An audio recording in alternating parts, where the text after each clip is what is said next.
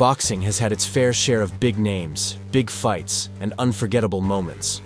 But every now and then, two men step into the ring, and it feels different, like the whole sport holds its breath.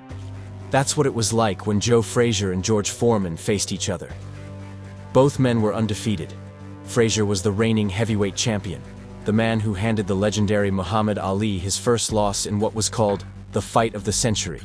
Frazier was all grit, all heart. He didn't talk much. He let his fists do the talking, always moving forward, always pressing the action. He'd take 3 shots just to land one devastating left hook, and usually, that one was enough. George Foreman, on the other hand, was a young rising force who had built a terrifying reputation by knocking out almost everyone he faced within the first few rounds. He was quiet, with a cold, intimidating demeanor. But behind that silence was pure destruction. He didn't wear his opponents down, he just took them out. One clean punch, and it was over. They couldn't have been more different. And when they finally met, it was unbelievable.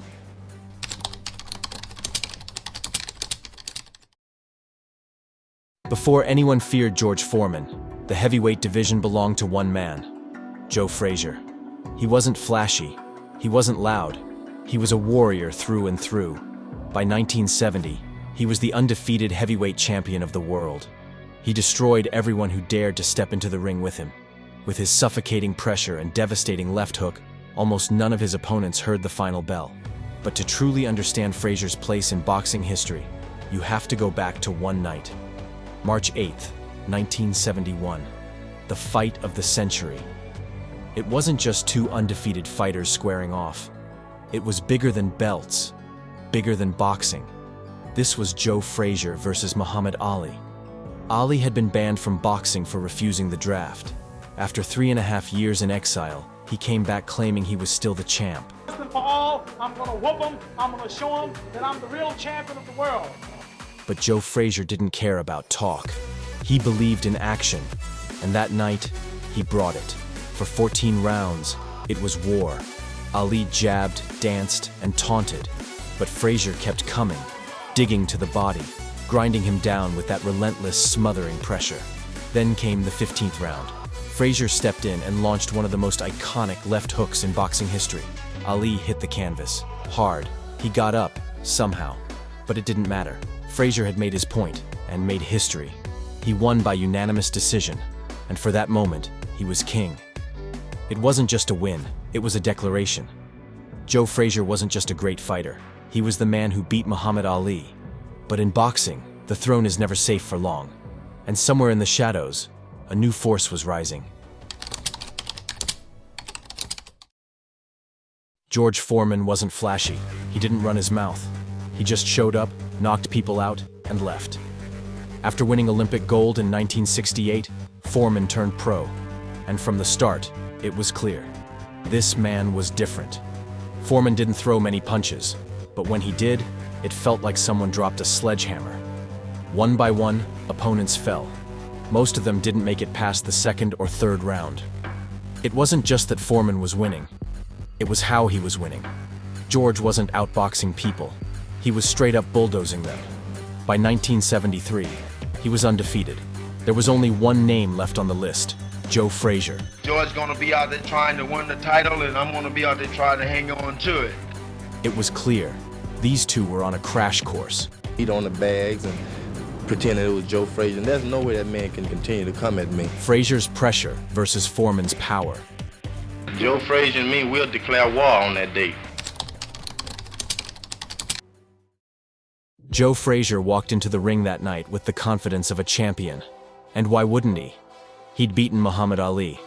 He had a perfect record, 29 wins, 0 losses. He was tough as nails, with a gas tank that never seemed to run dry. But what Frazier didn't know, and what no one truly expected, was just how dangerous George Foreman had become. From the opening bell, it was clear. This wasn't going to be a chess match. This was going to be a demolition. Frazier did what he always did, ducked low, bobbed, weaved, and pressed forward. But Foreman didn't back up. Not an inch. Instead, he met Frazier head-on and started throwing vicious shots. And then it happened. Foreman landed a devastating uppercut that sent Frazier crashing to the canvas. But that was just the beginning. There were more knockdowns to come. Frazier got up again and again, but Foreman never let up. He kept landing clean punches, mostly uppercuts that cut right through Frazier's defense. By the end of the second round, Joe Frazier had been knocked down 6 times. Eventually, the referee stepped in and waved it off. The fight was over. George Foreman had just stopped the undefeated heavyweight champion with terrifying ease. It was almost unheard of, a dominant champion like Frazier, completely dismantled by a challenger. Foreman didn't just take the title. He took it in a way that shook the boxing world to its core. In boxing, dominance never lasts forever. No matter how strong you are, someone always comes along with the right style, the right plan, or just the right moment. George Foreman's first devastating loss came in 1974, in the Rumble in the Jungle. Muhammad Ali was no longer the same fighter he once was, but he was smarter, and while the world expected another Foreman steamroll, Ali had something else in mind. I know you got him, Dick, but the man's in trouble. I'm gonna show you how great I am. He let Foreman punch himself out. Round after round, Ali absorbed the punishment, leaning on the ropes, talking to Foreman, frustrating him. And he whispered in my ear after I'd hit him in the side, "That all you got, George?" Then, in the 8th round, he landed a quick combination that sent Foreman crashing to the canvas. Just like that, Foreman's reign was over. As for Joe Frazier, after his crushing loss to Foreman and a defeat to Muhammad Ali, he faced one more brutal test in 1975, his third and final bout against Ali, the Thrilla in Manila. It wasn't just a boxing match. It was a test of willpower, pain, and pride. The pace was relentless. Frazier fought like he always did, with heart and relentless pressure. But by the 14th round, his eyes were nearly swollen shut. His trainer, Eddie Futch, made the decision Frazier never would. He stopped the fight. Ali later said it was the closest thing to death he had ever felt. And in many ways, a part of both men was left in that ring. By the late 1970s, neither Frazier nor Foreman held a title. The aura of invincibility had faded. The myth of being unbeatable was gone. Both men had the exact same goal: redemption. 3 years after their first fight, George Foreman and Joe Frazier stepped into the ring for a second time. Foreman had suffered a shocking loss to Muhammad Ali in the Rumble in the Jungle. That defeat shook him, but he didn't want to quit. He had something left to prove. Just a year before the rematch with Frazier, Foreman reminded the world exactly who he was. He went toe-to-toe with the heavy-hitting Ron Lyle in one of the most epic slugfests in heavyweight history. Foreman was knocked down twice, but got back up and knocked Lyle out cold in the 5th round. It was brutal, and it showed that Foreman still had fire. Frazier, on the other hand, returned to the ring after his devastating second loss to Muhammad Ali. He wanted redemption, and he wanted it against the man who had humiliated him in 1973. This time, Frazier held his own. He landed good shots and made Foreman work. It wasn't the one-sided beating of their first fight, but Foreman stayed calm. He waited. He timed his punches, and in the 5th round, he found his opening. A vicious combination knocked Frazier down. He got up, but Foreman smelled blood. A second knockdown followed. Frazier got up again, but this time the referee had seen enough.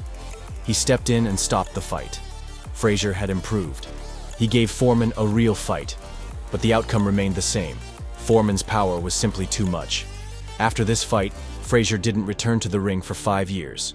Foreman kept fighting until 1977, when he lost a decision to Jimmy Young. A loss that led him to walk away from the sport for over a decade.